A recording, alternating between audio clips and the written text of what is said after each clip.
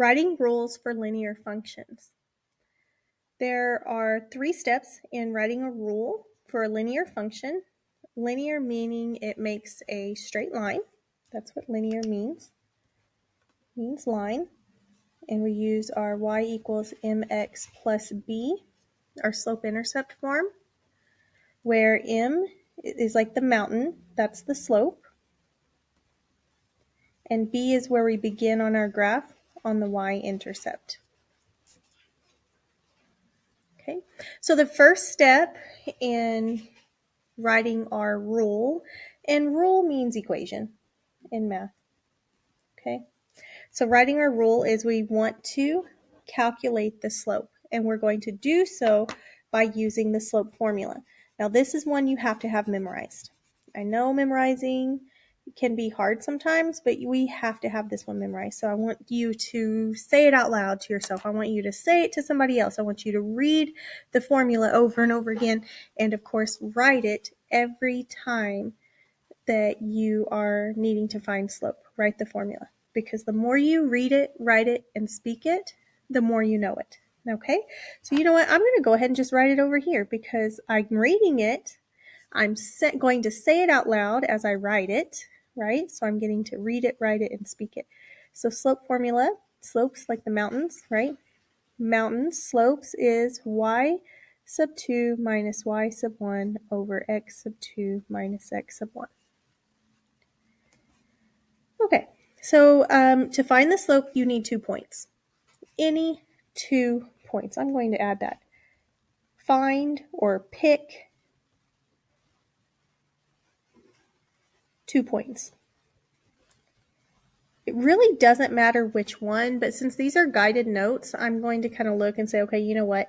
They use 2 and 12 and 0 and 2. So they must have used these first 2 ordered pairs. Okay, and this is going to be my x1, x2, y1, y2. Okay, it always helps me to kind of label everything, or if not, I'm guessing on where these numbers come from. So y2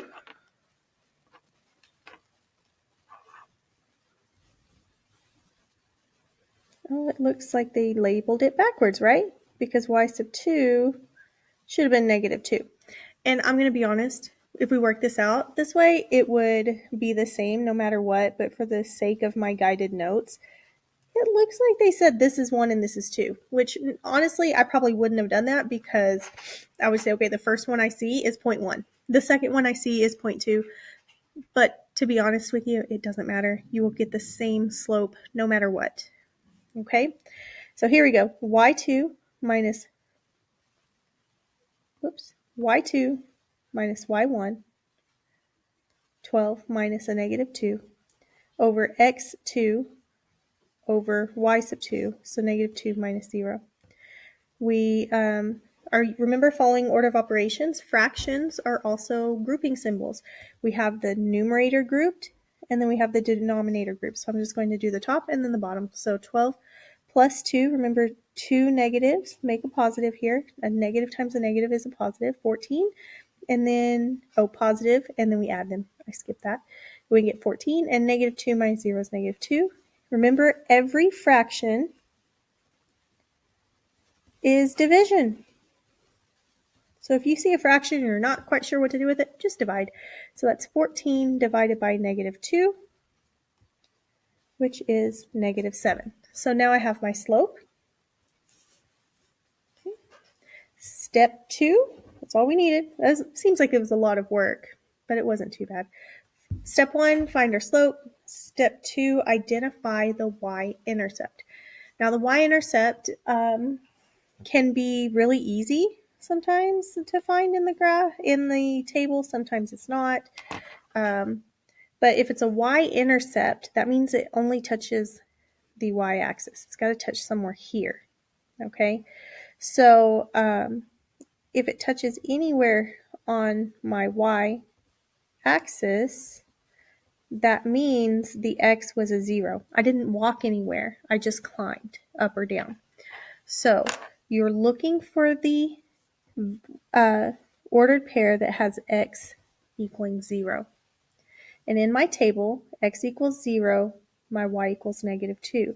So the y-intercept, or my b value, right, y equals mx plus b, b is my y-intercept, you just found your b. So in this case, well, I should put lowercase, b equals negative 2, and I already have my slope. So looky there, I already have my 2 missing pieces. My b is negative 2. My m is negative 7, so that goes in front, mx plus b, and my b is a negative 2. And you'll say, okay, well, I already have this. Why isn't this the answer? They have another step for us, and all they're wanting us to do is clean up these double signs here, okay? Now, next to means to multiply, so a positive times a negative is a negative. So I can just clean it up and put negative x minus 2. So my answer is y equals negative x minus 2.